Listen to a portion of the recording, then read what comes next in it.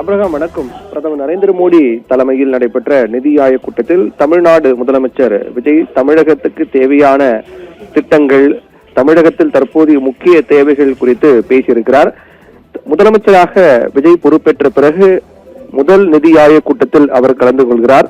இது ஒட்டுமொத்தமாக பார்க்கும்போது 11வது நிதி ஆயோக் கூட்டம். இந்த கூட்டத்தில் முதல் முறையாக தமிழக முதலமைச்சர் விஜய் கலந்து கொள்ளக்கூடிய காரணத்தால் இது தமிழகத்தில் எதிர்பார்ப்பு ஏற்படுத்தியிருந்தது. அந்த அடிப்படையில் ஒட்டுமொத்த இந்தியாவில் இருக்கக்கூடிய அனைத்து மாநில முதலமைச்சர்கள் மற்றும் யூனியன் பிரதேசத்தினுடைய துணை நிலை கவர்னர்கள் கலந்து கொண்டார்கள்.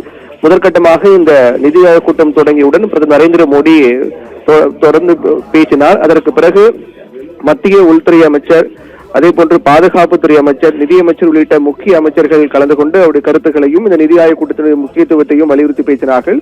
அதன் தொடர்ச்சியாக தான் ஒவ்வொரு மாநில முதலமைச்சர்களும் தங்கள் மாநிலத்துக்கு தேவையான திட்டங்கள், தேவைகள் குறித்து பேசியிருக்கிறார்கள். அதில் 2 அமர்வுகளாக அகர வரிசைப்படி ஒவ்வொரு மாநில முதலமைச்சர்களுக்கு பேச வாய்ப்பு வழங்கப்படும். இதில் கலந்து கொள்ளக்கூடிய மொத்த மாநில முதலமைச்சரும் சேர்த்து அகர வரிசைப்படி அவர்களுக்கு வாய்ப்பு வழங்கப்படும். அதன் அடிப்படையில் 2 அமர்வாக நடைபெற்றது. 2வது அமர்வில் தான் தமிழக முதலமைச்சர் விஜய் பேசியிருக்கிறார். அவர் பேசும்போது மிக முக்கியமான சில விடயங்கள் குறித்து சில கோரிக்கைகளை முன்வைத்திருக்கிறார். அதாவது வளர்ச்சியடைந்த பாரதம் 2047 என்ற கருப்பொருள் அடிப்படையில் இந்த நிதி ஆயோக் கூட்டம் நடைபெற்றது. அதில் முதலமைச்சர் விஜய் பேசும்போது இளைஞர் திறன் மேம்பாட்டு திட்டத்தை தொடங்க வேண்டும் என்ற அதனுடைய முக்கியத்துவத்தையும் அவர் வலியுறுத்தி இருக்கிறார்.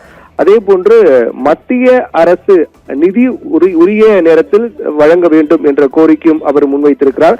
மத்திய அரசுடைய அனைத்து செயல்பாட்டுக்கும் ஒத்துழைப்பு வழங்கப்படும். இந்தியாவுடைய வளர்ச்சிக்காக மத்திய அரசு மேற்கொள்ளக்கூடிய அனைத்து திட்டங்களுக்கும் தமிழ்நாடு ஒத்துழைப்பு வழங்கும் என்று அவர் தெரிவித்திருக்கிறார். அதே போன்று நீட் விலக்கு வேண்டும், அதாவது 12ஆம் வகுப்பில் பெற்ற அந்த தேர்வில் பெற்ற மதிப்பின் அடிப்படையிலேயே மருத்துவ படிப்புக்கான மாணவர் சேர்க்கை இருக்க வேண்டும், நீட் விலக்கு வேண்டும் என்ற ஒரு கோரிக்கையும் அவர் முன்வைத்திருக்கிறார். ஏற்கனவே மதுரையில் எய்ம்ஸ் கட்டுமான பணிகள் முடிவுற்ற தருவாயில் இருக்கும் நிலையில் தற்போது கோவையிலும் எய்ம்ஸ் மருத்துவமனை கொண்டு வர வேண்டும் என்று அவர் கோரிக்கை முன்வைத்திருக்கிறார். அதே போன்று கல்விக்கான நிதியை உடனடியாக விடுவிக்க வேண்டும் என்ற கோரிக்கை முன்வைத்திருக்கிறார். அதே போன்று மத்திய அரசுடன் ஆக்கப்பூர்வமான அனைத்து செயல் திட்டங்களுக்கும் மாநில அரசாங்கம் தமிழ்நாடு அரசு முழுமையாக ஒத்துழைப்பு வழங்கும் என்றும் 3284 கோடி கல்வி நிதியை எந்தவித நிபந்தனையும் இல்லாமல் உடனடியாக விடுவிக்க வேண்டும் என்றும் கோரிக்கை முன்வைத்திருக்கின்றார். அதே போன்று கோவையில் எய்ம்ஸ் மருத்துவமனை வேண்டும் என்ற கோரிக்கை முன்வைத்திருக்கின்றார். மிக முக்கியமாக ஏற்கனவே கூறியதுதான் நீட் விலக்கு வேண்டும். தேர்தல் வாக்குறுதியில் கூட அவர் தெரிவித்திருந்தார். அந்த அடிப்படையில் நீட் விலக்க வேண்டும் என்ற ஒரு கோரிக்கை முன்வைத்திருக்கிறார். அதாவது நீட்டுக்கு தமிழகத்தில் கடுமையான எதிர்ப்பு இருக்கக்கூடிய நிலையில் நீட் விலக்கு என்பது பெற்றுத்தரப்படும் என்று தேர்தல் வாக்குறுதியிலேயே முதலமைச்சராக இருக்கக்கூடிய விஜய் அப்போது தமிழக வெற்றி கழக தலைவராக தேர்தல் பிரச்சாரத்தை மேற்கொள்ளும் போது முன்வைத்திருந்தார். அந்த அடிப்படையில் இந்த கூட்டத்தில் அவர் முன்வைத்த கோரிக்கை மிக முக்கியமான ஒரு கோரிக்கையாக பார்க்கப்படுகிறது. நீட் விலக்கு வேண்டும், 12ஆம் வகுப்பு தேர்வு அதில் பெற்ற அந்த மதிப்பின் அடிப்படையிலேயே அந்த மாணவர் சேர்க்கை என்பது இருக்க வேண்டும், நீட் விலக்கு வேண்டும் என்ற கோரிக்கை முன்வைத்திருக்கிறார். அதிலும் குறிப்பாக அவர் பிரதமர் நரேந்திர மோடி தனியாக சந்தித்து பேசியிருக்கிறார். அது மிகுந்த முக்கியத்துவம் வாய்ந்த ஒன்றாக பார்க்கப்படுகிறது. அவர் டெல்லி பயணம் என்பது இது 2வது முறையாக பயணம். இதற்கு முன்னதாக அவர் டெல்லி சென்றார். அப்போது பிரதமர் நரேந்திர மோடியை சந்தித்து பேசினார், மத்திய நிதி அமைச்சரை சந்தித்து பேசினார். அதற்கு பிறகு அவர் சென்னை திரும்பினார். அதுக்கு பிறகு இந்த முறை 2வது முறையாக சென்ற போது நேற்று தினம் அவர் காங்கிரஸ் மூத்த தலைவர் சோனியா காந்தி, ராகுல் காந்தியை சந்தித்து பேசினார், கம்யூனிஸ்ட் கட்சி தலைவர் சந்தித்து பேசினார். அதைத் தொடர்ந்து இன்றைய இந்த கூட்டம் நிறைவுற்றிருக்கக்கூடிய நிலையில் பிரதமர் நரேந்திர மோடியை அவர் தனியாக சந்தித்து பேசியிருக்கிறார். அந்த சந்திப்பு தொடர்பான புகைப்படங்களும் வெளியாக இருக்கிறது. பூங்கொத்து கொடுத்து நன்றி தெரிவித்து இந்த சந்திப்பு என்பது நடைபெற்று இருக்கின்றது. என்றால் காலை தொடங்கிய நிதி ஆயோக் கூட்டம் தற்போது நடந்து முடிந்திருக்கிறது.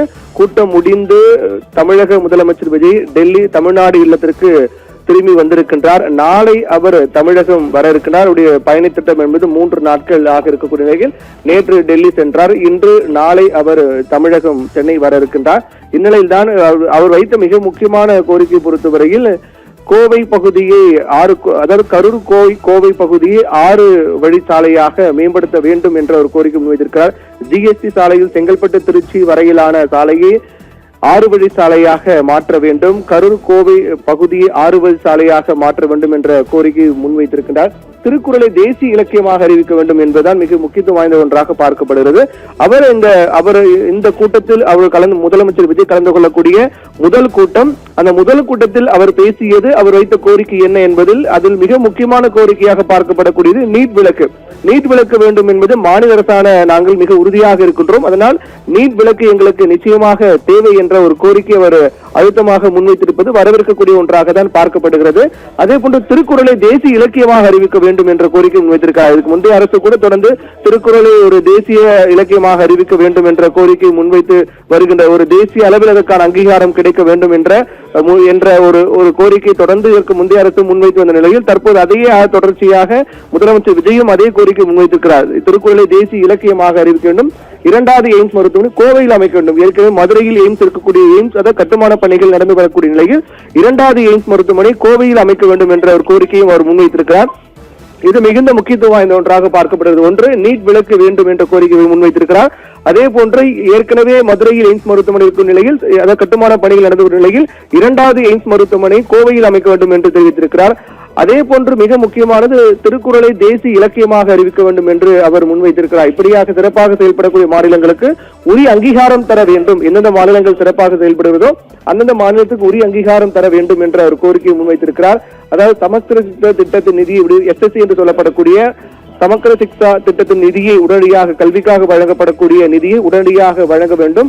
3284 கோடி மதிப்பிலான அந்த நிதியை உடனடியாக விடுவிக்க வேண்டும் என்ற கோரிக்கையை முன்வைத்து மாநிலத்துடைய நலன் சார்ந்த பல்வேறு விடயங்களை முன்வைத்து பேசி பிரதமர் நரேந்திர மோடியை தனியாக சந்தித்து பேசியிருப்பது முக்கியத்துவம் வாய்ந்த ஒன்றாக பார்க்கப்படுகின்றது. ஆபிரகாம், தகவலுக்கு நன்றி பிரவீன்குமார்.